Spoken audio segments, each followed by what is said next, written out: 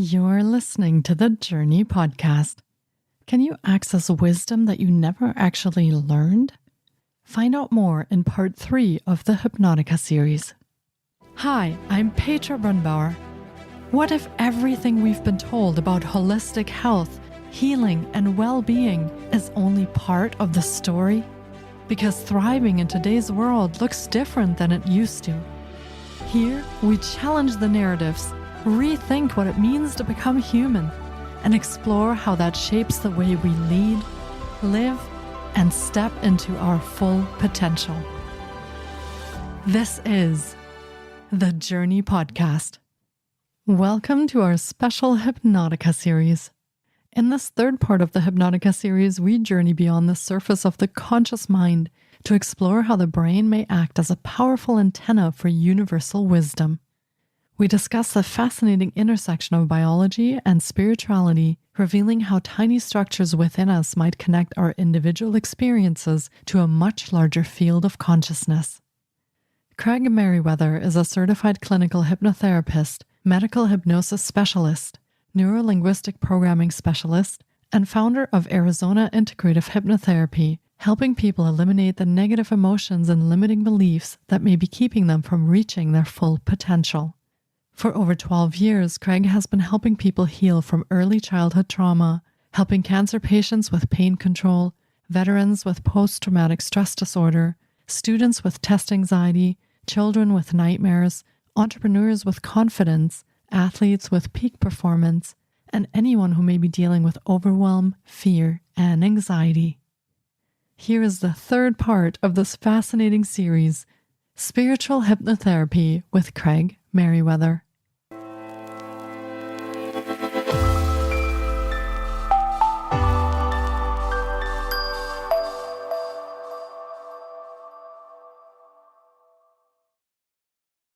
Hello and welcome back, everyone, to our special series, Hypnotica. And today we are diving into part 3, and it's all about spiritual hypnotherapy. Now, last time we covered the healing power of hypnotherapy, and before that, in part 1, we busted some myths around hypnotherapy. So tune into the first 2 parts if you haven't listened to those yet. And today, join us for an exploration into more of the spiritual side of hypnotherapy. And here today with me again is my guest, Craig Meriwether, and he will take it from here. Welcome.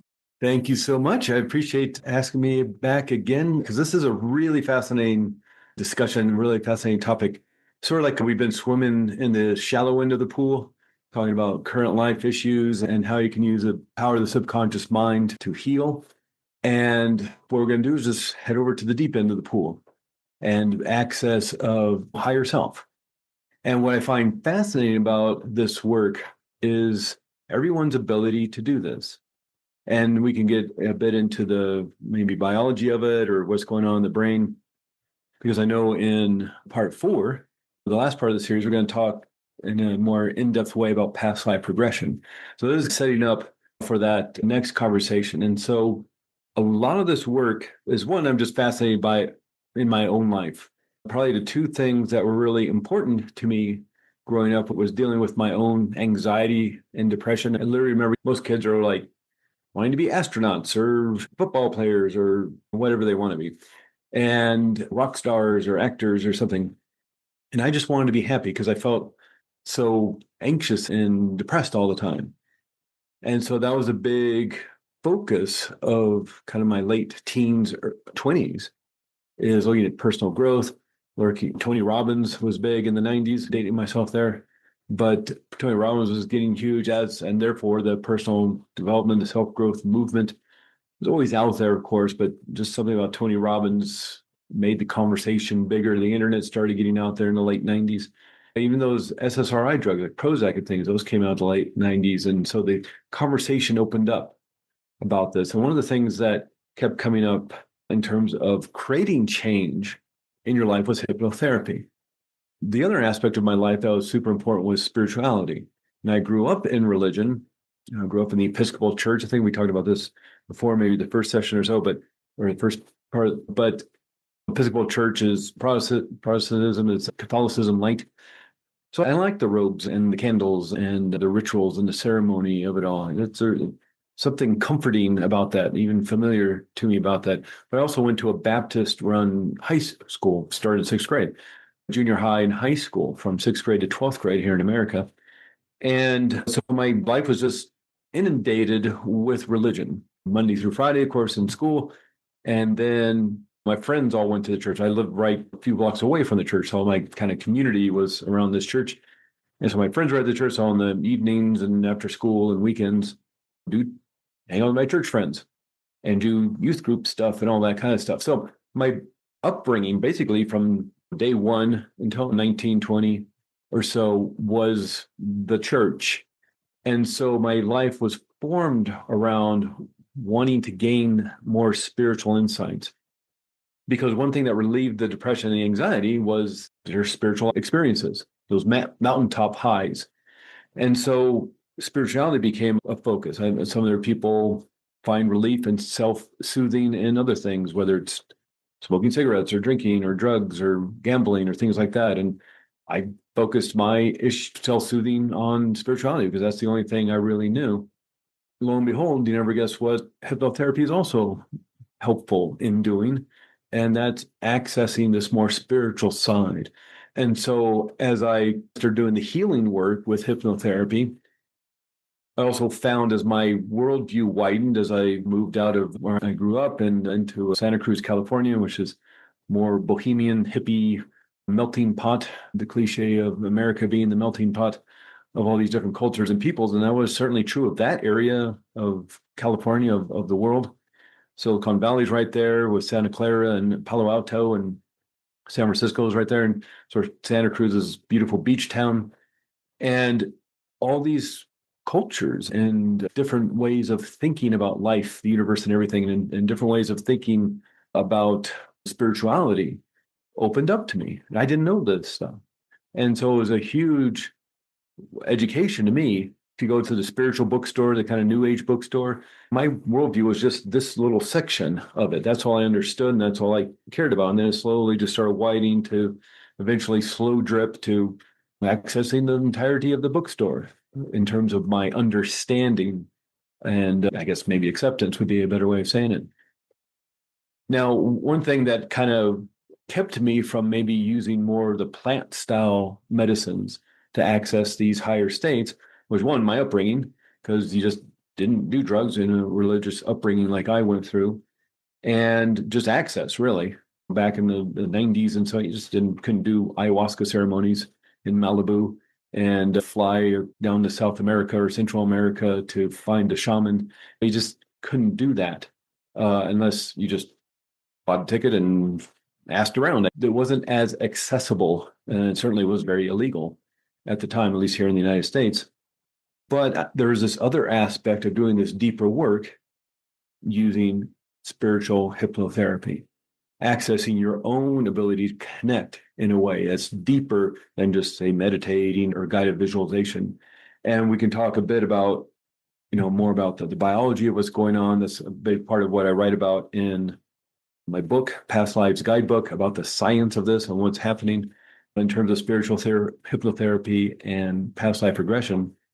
And I'm certainly, when I finally take a breath, Petra, you can, if you have any questions about any of this, but it's such a fascinating conversation as we move over into the deep end. I think people understand that we all have the capability of doing this. And it's a pretty extraordinary way of accessing that part of divinity or your divinity, however you look at it that way. And just like we all have the ability to do hypnotherapy, be put into hypnosis, and not that I can make anybody go into hypnosis, just like I can't make anybody meditate. I can't make anybody focus their attention on their breath, just like I can't make anybody. It's all about your intention. If you have the intention of accessing these deeper states, you're more than have the ability to do it. I know that's not great grammar, but thank you for sharing that. No, I love that. And I think a lot of us can relate to what you were looking for is that you found in these spiritual experiences is some type of experience and just connecting with yourself. And also that I want to say part of community that gives us a sense of belonging, right? A lot of us want to look for that and find that in our lives. We have work and we have family, and then there's a piece that we usually find that's missing from all of that. So I really can relate to your search and your discoveries and going forward from that. And yeah, I'd love to know more about the biology of some of this. I think our listeners would be very curious about that as well. Is how do we put this in a context of science when we talk about spiritual hypnotherapy? One of the great things that's been going on the last 20 years is just the ability to do extraordinary research around the brain, around the body, and as related to spiritual experiences. And what's also, of course, fascinating is just the ability to communicate with each other over the internet, through forums, and find this research, which is pretty readily available nowadays. But a lot of this work, at least that I focus on in terms of the past life regression and spiritual hypnotherapy I do, is based on the work of Michael Newton. And a lot of your listeners probably know about Michael Newton and his books, Jōrni of Souls and Destiny of Souls. Those were the first two, anyway. And back in 1969, as a psychotherapist, he was working with a patient of his who was dealing with anxiety and stress and hurt and pain that didn't seem to be able to resolve. And so Michael Newton, as a psychotherapist, wanted to move into regression, regress to cause, meaning going back to that original issue, the ground zero point of where this anxiety or the hurt or the pain or the trauma came from. So oftentimes, especially if it happens as a little kid, you may not remember it. You may put it behind that veil. And of course, that's, as I talked about in part 1 and part 2, that's what can be very healing about therapeutic hypnosis, is the ability to relieve and heal even things that you may not consciously remember. So what he wanted to do was take his patient back to maybe early childhood and see if there's anything that needed to be resolved in order to create the healing. Well, as they're doing this hypnosis process, moving back to a memory, mind you, not just like you're moving back in time, not like he's time traveling. Here in America, we have that movie Back to the Future. It's not like you're going back in time. You're just having a memory. Just like if I ask somebody about school, 16, what school were you going to? What was it like? Big school, small school? Who were your friends? What was the music like? What did you do? Sports? Were you an athlete? Were you a musician? Were you do theater? Were you smoking cigarettes with the cool kids? It's a memory. You're not going back to school or your earliest memory or lunch with your friend a month ago at that cool new restaurant. It's just a memory. So he's accessing, hopefully, what they want to access is this, in a safe and gentle way, the trauma so that it can get relieved. He keeps going. He goes past childhood. He goes past being a newborn, goes past being in utero, and he goes back to just being a soul in this soul state, in this spirit world, what Michael Newton finally described as life between lives. And he did his deep emotional healing work there. Now, Michael Newton was fascinated about this. He wondered if other people could access this state and do the same kind of deep healing work. This was accidental, him moving back there. So could you do it on purpose? So he started working with people and, I guess, to a certain extent, experimenting to see if other people could access this state. How could he help people get to the state? And he developed this protocol to get people back to that spirit world, that life between lives of just being 100% soul before you incarnate here on earth as a human being. And as he worked throughout the 1970s with people, he started realizing that people are having similar experiences of the soul. They didn't know each other. There's no internet. There's no texting. There's no cell phones. There's no WhatsApp. There's no way to communicate with each other. And yet these people from around the country, maybe even around the world, who he was working with from different walks of life, different age groups, are having similar experiences. These memories were pretty similar. And so he started correlating all that information. He worked with tens of thousands of people in the 1970s and the 1980s. This is 20 years, 365 days a year. Yeah, he's working with thousands upon thousands of people who are having similar experiences to each other. And that's what the first book's about, Jōrni of Souls. He does another decade's worth of research. Now, that book came out in 1992, does another decade's worth of research, again, working with thousands of people over the next 10 years, and releases the kind of volume 2 of that Destiny of Souls, twice as big as the first book, with even more information about what it is to be a soul. And again, this isn't he's channeling this. He's not a medium. He's not a psychic. He's asking questions of people And he gets enough of the same response that then he puts that in the book. And one aspect of his work is that we're coming back to this school like Earth environment to learn and to grow as a soul. And this is something we'll get in a little bit deeper in part 4, past life regression. But if you can see Earth as a training ground, as a soul, maybe to learn compassion or love or empathy or how to move through different kind of relationships in terms of love and compassion and empathy, again and again, to grow and to learn and to develop as soul. So we start off as little kids in school and learning 2 + 2 = 4 and doing finger painting. And then we go into getting our master's degree and our PhDs at university. Like we're doing that with these various topics, big, huge topics, and we grow and develop as souls. Well, what he found with this work of life between lives and also past life regression is we can access knowledge and wisdom and understanding about why we're here and how to help move forward and create healing if need be. And we'll go a bit deeper in that in the past life regression in part 4. But in terms of being able to do this, we all can do this. What a lot of people have been focused on over the last 12, 15, 20 years is a part of the brain called the pineal gland. And many people have probably heard about that. There's a lot of books have been written about it, but it's this part of the brain right here. It's about the size of a grain of rice. Now, if you're doing just the audio, basically, I'm pulling up a picture, a side view of the brain. If you could imagine maybe like a golf ball in the middle of your brain, the pineal gland is about the size of a pea, size of a grain of rice. It's at the back of the golf ball, if that makes any sense. Now, this research study came out, and I don't know if that comes up backwards or not. It looks like it's backwards, but I'll read it out. And it's the title of this paper is New Crystal in the Pineal Gland, Characterization and Potential Role in Electromechanotransduction. That's a bunch of fancy words.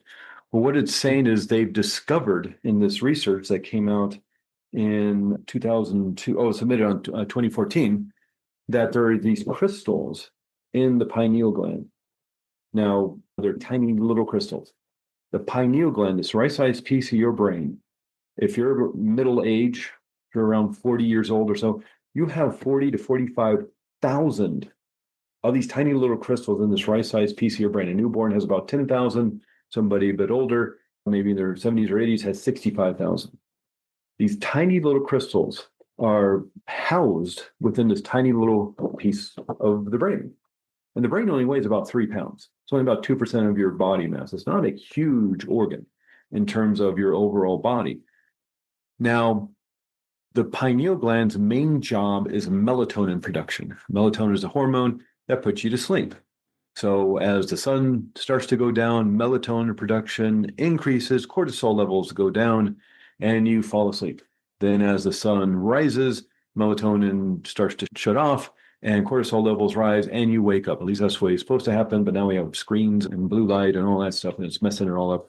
But that's what's supposed to happen naturally within the brain. These crystals have nothing to do with melatonin production.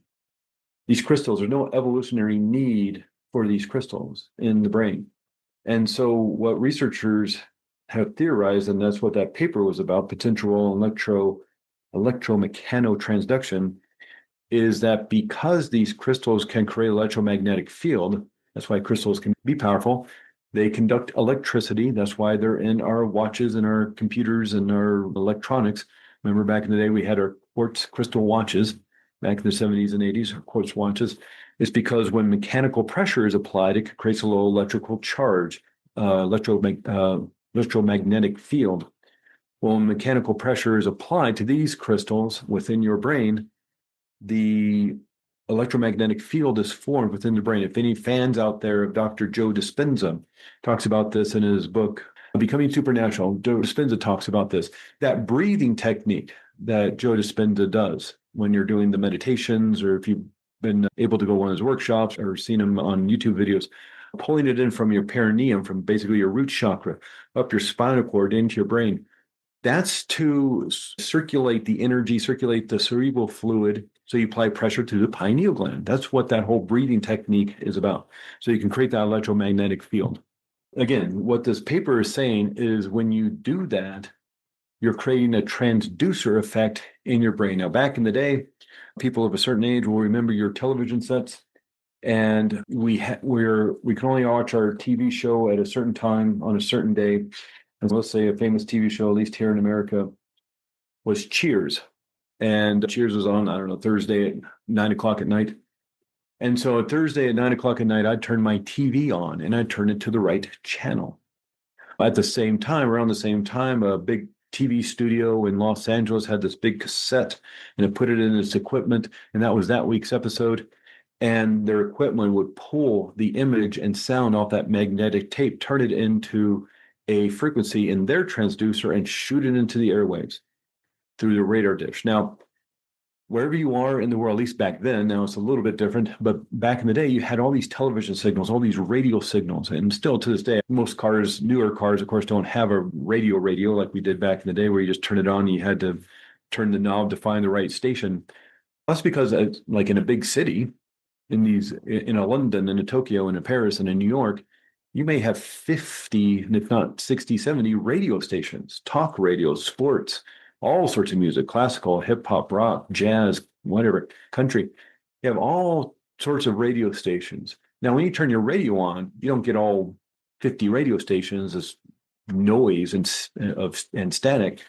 You turn your radio dial to the right frequency. Your antenna on your car pulls in that one radio station. We do that with our TVs. Of course, there's not only radio signals all over the place, there's TV station signals all over the place. Now we have Wi-Fi and microwaves and all sorts of stuff. But back in the day, I had my TV with my little rabbit ears or my big antenna on my house and turn on my TV at Thursday, 9 o'clock, turn it to the right channel, turn it to channel 10 because I want to watch Cheers. And these antennas on my TV start microscopically, not to the naked eye, vibrating to the same frequency. And it pulls in just that one frequency. I have a transducer in my TV, which then turns that frequency back into image and sound, and I watch my TV show.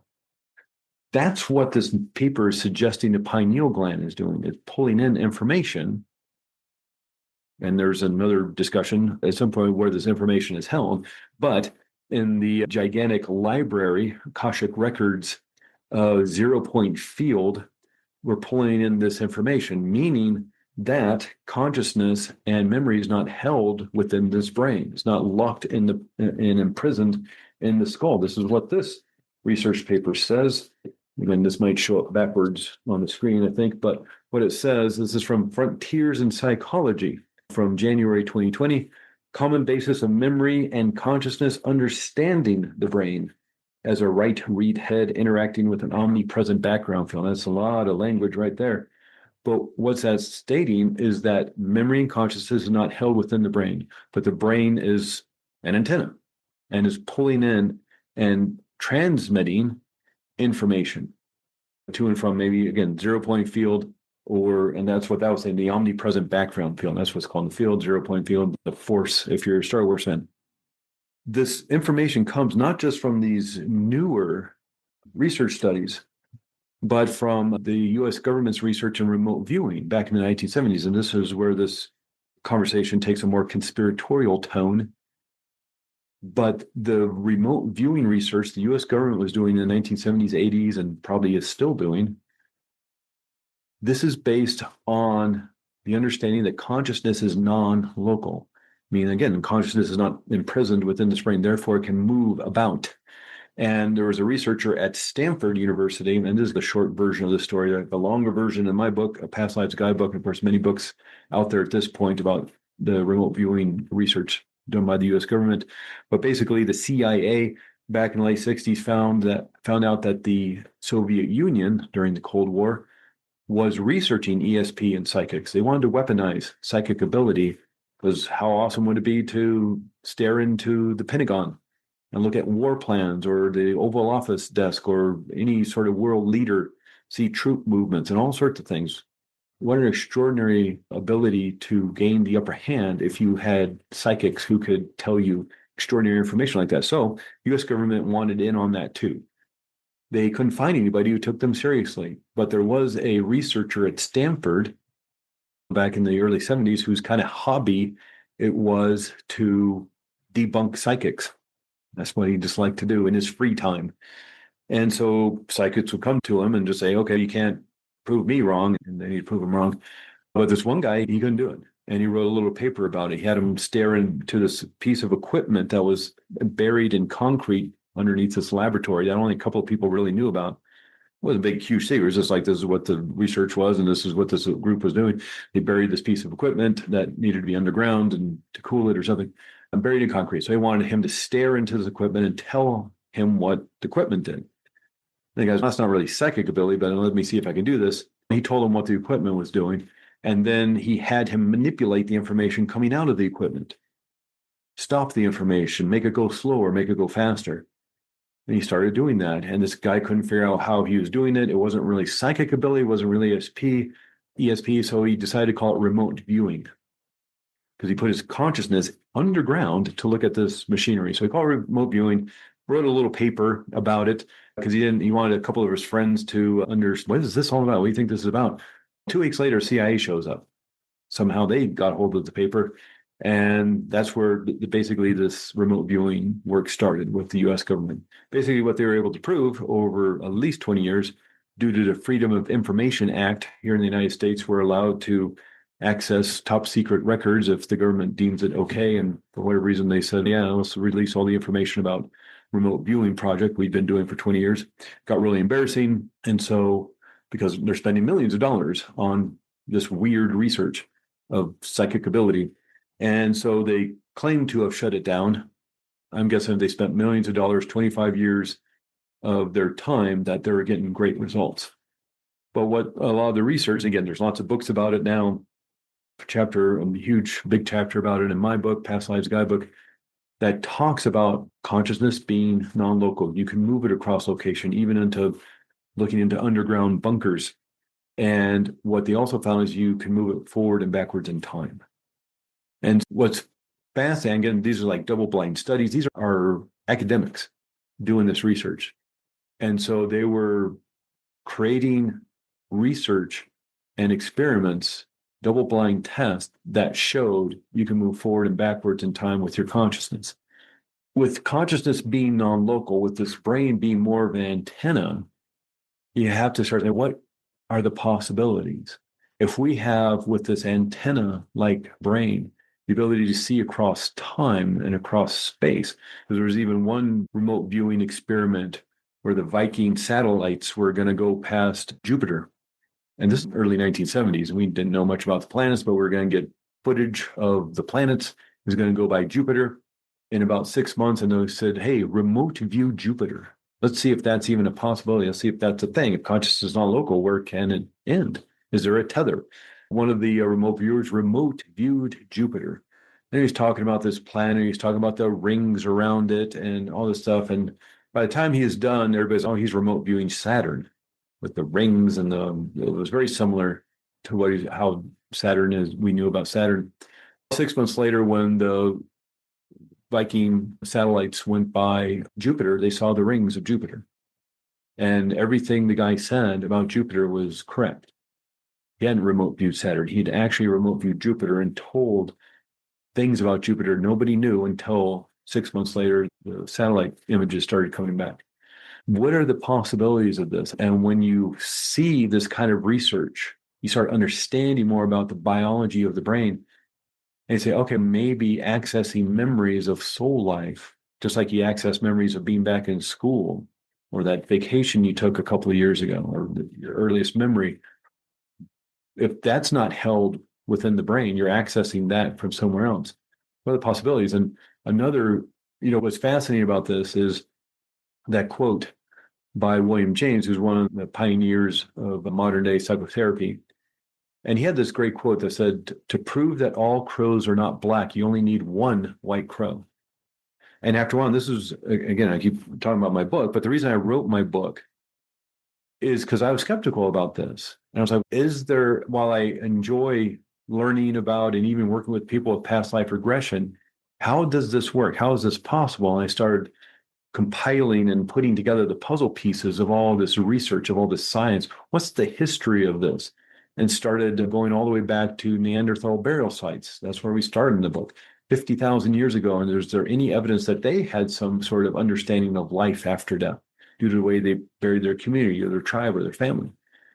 And so in the book, we go through all sorts of different cultures and time periods about their understanding of reincarnation, of past lives, of spirituality, and being able to access it. And now, as we understand more and more about the brain in just the last 5, 10, 15, 20 years, we understand, this actually might be possible, not just hopeful or just not a symbolic creation of the subconscious mind to find healing or insights about life in a symbolic and metaphoric way, but this may actually be memories that people are able to access when they move into a more deeper trance state.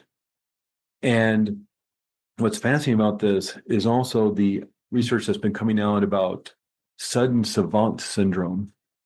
And people may have heard about these stories of people who suffer a traumatic brain injury and wake up maybe out of a coma, just maybe wake up from unconsciousness, and they have a skill they didn't have before. You've heard about this. This is a real thing. Now, it's rare, super duper rare. But there was a kid who got hit in the head with a baseball here in America. When he woke up, because he got knocked unconscious, when he woke up, he could speak Spanish fluently. Never been able to do that before. There was a guy who dove into a swimming pool or a very shallow pool, like one of those pools that's only 3 feet deep, and they tell you don't dive into the pool. This is why you don't dive into a shallow pool. He bonked his head at the bottom, knocked himself unconscious, but when he woke up, he had a virtuosic skill at playing the piano. Understood, never played it before, didn't understand music, but now he could read, write music, and play the piano at an expert level. There's other people, again, like this. Now, of course, don't go driving your car into a wall so you can learn Spanish or whatever. Don't be doing that stuff because you want to get better at the piano or martial arts or something. Because it's rare that actually happens. But again, to prove that all crows are not black, you only need one white crow. And it makes absolutely no sense in terms of how the brain operates, at least the way we used to think about it, that could even happen. And so we used to think that you practice something, whether it's a musical instrument or dance or martial arts or learning to walk as a child or whatever it is. We used to think you did that to build what they called muscle memory.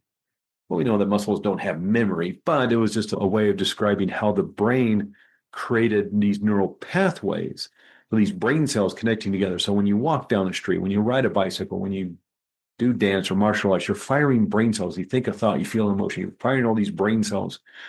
A pattern starts to form. If you do it over and over again, that pattern connects. So you form this neural pathway, this algorithm of brain cells connecting together. There's neurons that fire together, wire together. If you've heard that expression, brain cells that fire at the same time will all connect together for efficient, faster communication. So a habit forms and you get better at that thing, whatever it is, at walking as a child, or martial arts, a dancer, or feeling fear or anxiety or joy or happiness. You can get better at it because you're building, quote unquote, muscle memory. These sudden savant experiences people have had make can't be true then. So it seems like what could possibly be happening as you create these stronger, faster, more powerful neural pathways for that thing, whether it's martial arts or dance or the piano or whatever, you're not creating the habit of it or the skill of it in the brain. You're making the antenna bigger and more powerful to pull in that information. And these people who get bonked on the head, it just wakes up that certain pattern in a way. And now you're just pulling in that information. That's the only way that can really make sense. It's like you're driving down the road in your car and you hit a pothole and the radio just moves, to a different radio station and is now pulling in different information. This is like when we practice something like the piano or the guitar or dance or martial arts or walking as a kid, We're not developing the skill within the brain. We're building an antenna to pull in that skill in a faster, more efficient, stronger, more empowering way the more you practice it.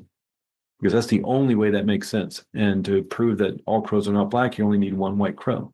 And same with the experiences of all these tens of thousands of people that Michael Newton worked with just in the 70s, 80s, and 90s, let alone that Michael Newton, this dude, is still doing research and putting out books. He put out a book a couple of years ago. So after a while, how many white crows do you need in terms of understanding that we have the ability to access this information? Now, there's still a lot of debate and a lot of talk about how it happens. Is the pineal gland really there as the antenna? Does memory really reside outside of the brain, like in the Akashic records or a big, huge library of your lives and information about being a soul? Or is it something else? We have this reality as a computer simulation. We have theories about it being the holographic universe. And if you know about a hologram, every particle aspect of that hologram contains the entirety of the hologram. We had those little bookmarks as kids. I don't know, maybe that was the 1970s things, but you had these 3D bookmarks, and it was like a dolphin jumping out of the water. And if you turned it the right way, the dolphin would jump out of the water. That was like a hologram. If it was a real hologram, if you cut that bookmark in half, you now have two images of dolphins jumping out of the water, the same exact image. It's just now smaller. If you cut that bookmark into 100 pieces, you now have 100 little tiny dolphins jumping out of the water, because the entirety of the hologram contains all of the information. So if this universe is a holographic universe, then wouldn't we contain all the information of the universe? That's one theory behind it. There's also the multiverse and all these different theories that people way smarter than me are debating. They still haven't come to any sort of conclusion. Again, write about that in the book as well, just going through these different theories and how they can all relate to accessing this information about being spirits, about being souls, why we're here to learn. And so it really comes down to, again, your intention and why you want to use this work. And it could be just for fun and curiosity. It could be wanting to see if you connect with some of the people in your lives. Are they part of your soul group or soul family? Because that's one of the things that came out of the Michael Newton books, Journey of Souls and Destiny of Souls. We seem to be put in this group. Sort of like you start school at 5 years old with this group of kids, and you just go all the way up together to getting your master's degree, your PhD together, maybe with the same teacher. That's what happens. We become souls. We get born as souls, if you will. That's a good way of saying it. And then we get placed in this group of young souls, and we're all going to learn and grow together. We're going to play roles in each other's lives, like we're a theater troupe. And we come down to earth to play different roles in different parts in different time periods. And then when that's done and Act 3 is over, we take a break, and then we come back and we play an entirely different role in a different play, learning different things and new things. We're still the same actor, same soul. We're just maybe playing a different part. And do you recognize anybody in your life today or from maybe past lives? It's quite... and we may have more questions at this point than answers.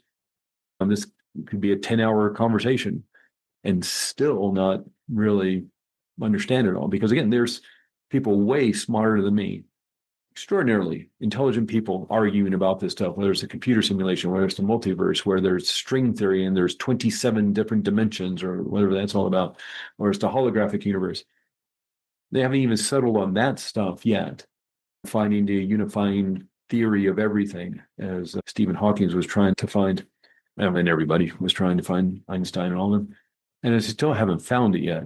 With all the extraordinary brain power and now computer power, we still haven't come up with the unifying theory or how this reality of ours works. But there's been enough, maybe peering behind the curtain over the last maybe 50, 60 years between remote viewing and the Michael Newton research and all the other stuff that's come out in the Brian Weiss books. Again, I focus on them because these are scientists doing it. As someone who has a specific gift or skill in terms of maybe being a psychic or a medium or channeling, these are people doing research here on Earth that seems to be pointing in a certain direction. And when you get all this brain power pointing in a certain direction. Maybe they don't have everything totally figured out yet, but certainly there's enough evidence out there to show that consciousness is non-local. Certainly there's enough information about what about sudden savant syndrome. That kind of makes how we learn, how we access information different than when maybe we were taught at school. And so you start putting all these puzzle pieces together, and it seems like maybe through the pineal gland and this brain being an antenna, we have the ability to access this information. Yeah. I love this discussion. You're taking us very much into the science part of it, which I love as well. And for our listeners to dive into that a little bit more too. It's a big rabbit hole, I want to say, of that we can jump into and take this in all sorts of directions. But I find this fascinating that with all of this information that we're learning now and that's available already, has been for many decades, and some of us have never heard of it before, that we can start exploring this now and explore it from a spiritual perspective and also from our own healing perspective and finding ourselves, in a sense, in all of that, right? Finding where do we fit into this. A big part of the suffering and that I see in many clients and a lot of friends, colleagues, family members is that they've lost that alignment. What are we doing here? What's my purpose? Where do I fit in this big world of all of the stuff that we are learning now and becoming aware of? Yeah, I feel that this is just absolutely fascinating. And yeah, I think a little part of coming back to ourselves and seeing and finding out where we are in all of this. Probably through hypnotherapy. We can explore a lot of that. Again, fascinating about this work. I appreciate everything you just said, because I think you're right on. You hit the head of the nail right on the head, is that we strive for more information about who we are, especially as this world just gets more complicated, more chaotic. How do we settle and understand what possibly could be going on at a deeper level? And what's, again, fascinating about this work is it's not somebody's reading this information to you like a psychic or a tarot card reader or something. That's fun and amazing. It can be very insightful, very helpful to have somebody give you that information. But this is you experiencing it yourself. This is you swimming in the pool and then going over to the deep end and in a safe and gentle way accessing this information. What somebody like myself, as the guide or the facilitator, the lifeguard, if you will, is there to help and facilitate. And because one aspect of this work of going up into that soul state and that soul world, it's very comfortable. It's very warm and friendly. And there's a lot of sensations and experiences maybe you're not familiar with being up there. And sometimes it's nice just to sit in the hot tub and just be in that warm wonderfulness. Sometimes you're there for a specific reason. You want to gain information. You want to create healing. And that's an extraordinary place to create healing, to reset, to recharge your soul energy, as well as gain information more about what you're just talking about purpose, about your ultimate goals, about your mission. Sometimes you want to get out of the hot tub. You just want to sit in that warm bathtub of hot water and just, it's cozy here. Okay, we'll give you a few more minutes in the hot tub, but we need to get going and move on to the healing place and then move on to maybe the library or to gain more information or the current life viewing room, as Michael Newton talks about it, and understand more about purpose. And so there's where a guide is, because it's nice to be in the hot tub. And so you get into that state, let's just sit and have a wonderful time, which is nice. And of course you can do that. But in terms of wanting to gain this information, I'll have people email me questions or people they want to find out more about. And let's find out about these questions you wanted answers to. And that's what's helpful about having somebody guide you through this, as well as to, not that they're doing it for you. It's just, okay, now it's time to move on to, because you lose the sense of time when you're doing hypnotherapy in an hour-long session, a 3-hour-long session. When we're doing some of this deeper spiritual work, can be up to 3.5 hours. Seems like 10 minutes. And so you lose that sense of time. And what's nice about having somebody guide and facilitate and lifeguard the situation is if something comes up that needs resolution or healing around, there's somebody there to help guide you through it. But also just, it's time to get out of the hot tub and move forward with these questions you wanted answers to. And it's really exciting work. And it's an adjunct or maybe or just a way of doing this work without accessing it through plant medicine. Maybe it's a little more controlled situation when you're working with somebody doing this work, as opposed to maybe the more plant medicine side of it, and you can work it together, not at the same time, but you'd be doing some of this and doing some of that, and all sorts of different pathways to understanding. So this is one that resonates with me and the way I need to move through this world, and it's extraordinarily fascinating. And like I said, my book is entirely written out of my curiosity and skepticism about how it all works, wanting to dive in deeper as to how this possibly makes any sense. Yeah. And prove to myself that it's not just symbolism and metaphor created by the subconscious mind, but these are real experiences. Yeah. Do you find it empowering when you think about it that if we assume that consciousness is non-local, that would also mean that technically we have access to all the answers that we were looking for and all of the pieces of our healing already, because it's non-local, it's out there. So do you find there's something very empowering about that kind of perspective, that suddenly we're not victims anymore of what's happened to us, or we're not stuck in this one, I want to say, situation or reality, but really, if consciousness is non-local, we are connected to everything and can access everything in that sense, whether we remember it or not. That's a different question, but there's something quite empowering about that. Yeah. And I think to a certain extent, these brains of ours prevent the overwhelm. Again, just like turning on your radio and hearing 50 radio stations at once. That's not helpful. If you want to hear some talk radio, you want to hear a discussion of the local political thing that's going on in your town, or sports, what's going on with the big game, or just want some music. If you turn on your radio and you're pulling in 50 radio stations, that's going to be a lot of noise. And so I think this brain of ours, part of it, by closing the curtain on every past life and all that information of the universe that we have access to, like just all of a sudden dumping every book in the library into your brain, like downloading. I thought, how do you organize all that? And so I think to a certain extent, because we're here to learn and to grow, we need to quiet some of that down and focus on the play at hand, if you will. So if like you're in this theater troupe, and you're doing Death of a Salesman, or I don't know, You're a Good Man, Charlie Brown, or whatever, Cats, or Phantom of the Opera, or something. You're just focused on this play to get from the first act to the second act to the third act, and understand the motivation of these characters and what the author is trying to present with this play. You don't need every single play, from Greek tragedies to all of Shakespeare to all the other authors that have ever written a play throughout time, clogging your head. You need to just focus on the play at hand that you're involved in, because everything else just gets chaotic and overwhelming. And so I think to a certain extent, that's what's happening here. While we do have the ability, like you just said, the ability to access the information, but yeah, maybe one book at a time.